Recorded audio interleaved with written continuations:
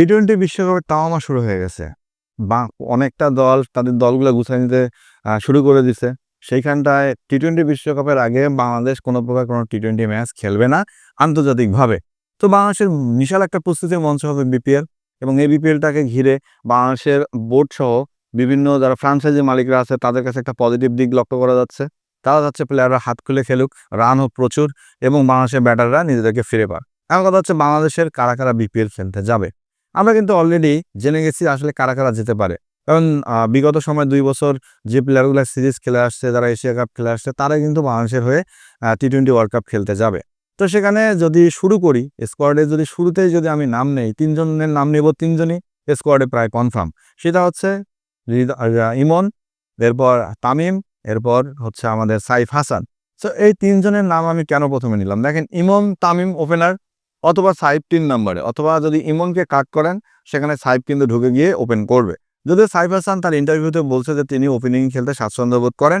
তারপরেও মাঝে আমাদের টিম ম্যানেজমেন্টের জোরাজুরিতে আমাকে ৩ বা ৪ এ গিয়ে ব্যাটিং করতে হয়। তবে আমি সাইফ বলছে আমি সাইফ টি-টোয়েন্টিতে আমি ওপেনিংয়ে সুইপ করি বেশি। সো এখন দেখা যাচ্ছে সাইফকে কোথায় খেলানো যায়। তবে এই ৩ জন মোটামুটি একাদশে 100% কনফার্ম। এখানে কোনো প্রকার কোনো ভুল নাই। এরপর লিটন কুমার দাস আমাদের ক্যাপ্টেন, যিনি টি-টোয়েন্টি ওয়ার্ল্ড কাপে বাংলাদেশকে লিড করবে। সেই লিটন কুমার দাস কিন্তু আমাদের টি-টোয়েন্টি ওয়ার্ল্ড কাপে খেলবে। দেখেন, আইসিসি ইভেন্টগুলোতে লিটনের ব্যাটে আমরা অনেক বেশি আশা হয়ে থাকি। অনেক বেশি আশা নিয়ে থাকি, কিন্তু লিটন ব্যর্থ হয়ে যায়। তবে এইবার যেহেতু ভারতের মাঠে খেলা, ইডেন গার্ডেনে খেলা হবে বাংলাদেশের ৩টা ম্যাচ।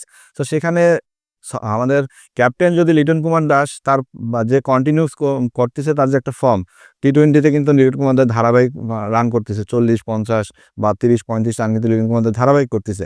এই রানটা যদি ধারাবাহিকভাবে ওয়ার্ল্ড কাপে করতে পারে লিটন কুমার দাস, তাহলে সেটা হবে বাংলাদেশের জন্য উপকার এবং বাংলাদেশকে সুপার 8-এ নিয়ে যাওয়ার জন্য লিটনের ব্যাটিংটা থাকবে খুব জরুরি। এরপর আসি ৫ নম্বর ব্যাটার হিসেবে আপনি কাকে চুজ করবেন? অবশ্যই হৃদয়কে চুজ করবেন। কারণ হৃদয় ছাড়া এই মুহূর্তে মিডল অর্ডারে খাঁটি ব্যাটার বাংলাদেশে নাই। সেটা ওডিআই বলেন, টি-টোয়েন্টি বলেন। কারণ ও টি-টোয়েন্টিতে যে জায়গাটায় মুশফিক ব্যাটিং করতো, যে জায়গাটায় সাকিব ব্যাটিং করতো, সেইখানে কিন্তু আমাদের খুব ঘাটতি দেখা যাচ্ছে। কারণ আমরা অনেক সময় সাইফকে দিয়ে ৪ নম্বরে নিয়ে আসতেছি, আবার সাইফকে আমরা ওপেন করাচ্ছি। কিন্তু আমরা কখনোই মিডল অর্ডারের যে একদম নিখুঁত ব্যাটার, সেটা এখন খুঁজে পাচ্ছি না। আমাদের কিন্তু ব্যাটারের অভাবও নাই। কিন্তু টিম ম্যানেজমেন্ট কেন যে তাদেরকে নিয়ে আসতেছে না টিমে, সেটা টিম ম্যানেজমেন্টের হয়তোবা দুর্বলতার দিক আছে। কারণ আপনি দেখেন, ওপেনিংয়ে যদি ইমন, তামিমকে না পাঠায়, ইমন এবং সাইফকে পাঠান, অথবা তামিম বা সাইফকে পাঠান, তাহলে ওয়ান ডাউনে কিন্তু মাস্ট বি লিটন কুমার দাস ব্যাটিংয়ে আসবে। লিটন কুমার দাস কিন্তু কখনো ৪ নম্বরে আসবে না। তো সেখানটায় আপনি হৃদয়কে ৪ নম্বরে পাঠাবেন নাকি ৫ নম্বরে পাঠাবেন? সেখানে ৪ নম্বর স্লট কিন্তু ফাঁকা থাকবে। টিম ম্যানেজমেন্ট কিন্তু এটা ভাবা দরকার। কারণ একটা ব্যাটসম্যান যদি তার জায়গা নিখুঁত না পায়, তাহলে সে কিন্তু ধারাবাহিক পারফরম্যান্স জীবনেও করতে পারবে না, আধুনিক ক্রিকেটে অন্তত। কারণ নিজের জায়গায় নিজে যদি ঘুমাইতে না যান, তাহলে ভাই বালিশ নড়ে গেলে বা বিছানা নড়ে গেলে তো আপনার ঘুম ক্লিয়ার হবে না। ঠিক খেলার ক্ষেত্রেও ঠিক তেমন। পজিশন ওয়াইজ যদি আমরা প্লেয়ার সিলেক্ট করতে পারি, তাহলে আমার মনে হয় বাংলাদেশ দলের ব্যাটাররা খুব ভালো ব্যাটিং করবে, ভালোভাবে নিজেকে সেট করতে পারবে।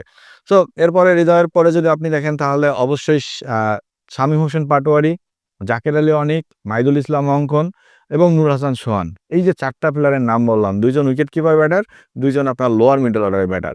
কিন্তু এই ৪ জনই ঘরোয়া ক্রিকেট বলেন, বিপিএল বলেন, বাংলাদেশের এনি ক্রিকেট বলেন, তারা ৭ নম্বরে ব্যাটিং করতে অভ্যস্ত। আমি যদি ভুল না করি, আমার দেখাশোনা জানা, এবং এরা ৭ নম্বরে ব্যাটিং করে।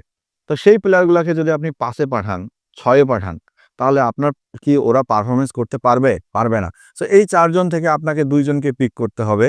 যদি আপনি ২ জন পিক করতে পান, সেরা ২ জন, তবেই ভালো। আর এই ৪ জনকে যদি স্কোয়াডে রাখা হয়, তাহলে আমি মনে করব বাংলাদেশ টিম ম্যানেজমেন্ট থেকে শুরু করে যারা সিলেক্টর আছে, তারা আবালের পরিচয় ছাড়া আর কোনো পরিচয় দিবে না।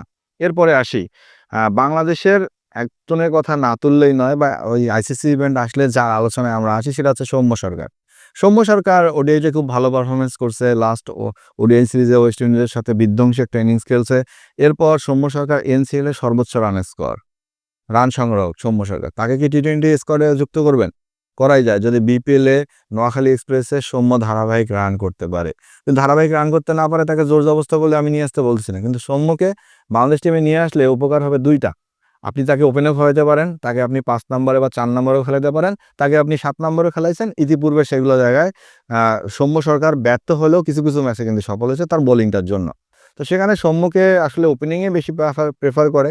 তারপরেও তাকে তো নিয়ে আলোচনা করা, তিনি যেহেতু অলরাউন্ডার, তিনি যদি আবার ৩-৪-এ এসে ভালো খেলতে পারে, ৮-১০ বছর ক্রিকেটের একটা অভিজ্ঞতা আছে, সেই অভিজ্ঞতাটা যদি কাজে লাগায় তাহলে ভালো হলেও হতে পারে। এরপর আসি বাংলাদেশের সেরা ক্যাপ্টেন যাকে বলি আমি, আকবর আলী। আকবর আলীকেও কিন্তু আমরা মিডল অর্ডারে ট্রাই করতে পারি। কারণ ঘরোয়া ক্রিকেটে আকবর আলী মিডল অর্ডারে অনেক সফল একজন ব্যাটার। তিনি কিন্তু লোয়ার মিডল অর্ডার ব্যাটার না। তিনি কিন্তু ওই ৫-এ অথবা ৬-এ ব্যাট করে। তো সেখানে আকবর আলী কিন্তু সবসময় পারফরম্যান্স করে। তারপরেও ছেলেটাকে যে কেন সিলেক্টররা উপেক্ষিত রাখে আমি জানি না। আমার মনে হয় বাংলাদেশের এজ লেভেলে অধিনায়কের সংকট আছে। এ কারণে আকবর আলীকে ন্যাশনাল টিমে নেওয়া হয় না। যে তুমি ছোট দলগুলোর নেতৃত্ব দাও। হ্যাঁ, এমনই মনে হয় টিম ম্যানেজমেন্টের অবস্থা। এরপর যদি আপনি অলরাউন্ডারের দিকে তাকান, সেখানে শেখ মাহিদি এবং সাইফুদ্দিন অবশ্যই যাচ্ছে। কারণ পেস বোলার অলরাউন্ডারের দিক থেকে আমি সাইফুদ্দিনকে দেখি এবং স্পিন বোলিং অলরাউন্ডার এই মুহূর্তে টি-20 টিমে শেখ মাহিদির থেকে ভালো আর কেউ নাই। যদিও নাসুম এবং রিশাদ তো অবশ্যই যাবে এবং পেস বোলারের দিকে যদি তাকান সেখানে মুস্তাফিজ, তাসকিন, সাকিব, এরপর নাহিদ রানা অথবা হাসান মাহমুদ, এই কয়েকজনই যাবে। কিন্তু ওই যে বললাম না যে একটা স্কোয়াডের জন্য ৪ টা প্লেয়ারকে সিলেক্ট করবেন না, সেটা শামীম, জাকের, অনিক এবং নূর হাসান সোহাম এবং মাইদুল ইসলাম অঙ্কন। তো ওই একটা স্কোয়াডের জন্য ৪ টাকে যদি বিসিবি নেয় তাহলে দেখা যাচ্ছে যে বাংলাদেশ দলের স্কোয়াডটা হয়ে যাবে ৭ নাম্বার ব্যাটারে ভর্তি। কারণ তখন তাদেরকে নিয়ে যখন আপনি ৪-এ খেলাবেন, ৩-এ খেলাবেন, ৫-এ খেলাবেন, তারা পারফরম্যান্স করতে পারবে না। শুধু কথা উঠবে, তাদেরকে নিয়ে ট্রল হবে, তাদেরকে গালিগালাজ করবে এবং বাংলাদেশ দলের মানও নিম্ন গ্রাফে চলে যাবে। এখন দেখার বিষয় বিশ্বকাপের ফাইনাল স্কোয়াডে আমরা আরও কোনো চমক দেখতে পাই কি, তার অপেক্ষায় আমাদের থাকতে হবে এবং সেই সাথে বিসিবির কাছে অনুরোধ, প্রত্যেকটা ব্যাটারের জায়গা বুঝে, পজিশন বুঝে, যে পজিশনে ভালো খেলতে চায় সেই পজিশনের প্লেয়ারদেরকে সিলেক্ট করেন। ওপেনারকে আর মিডল অর্ডারে খেলায়েন না, মিডল অর্ডার ব্যাটসম্যানকে আর লোয়ার মিডল অর্ডারে খেলান না। আর লোয়ার মিডল অর্ডার ব্যাটারকে আপনি আর মিডল অর্ডারে নিয়ে যায়েন না। তাহলেই বাংলাদেশ সফল হবে এবং ব্যাটাররা ধারাবাহিক রান করতে পারবে।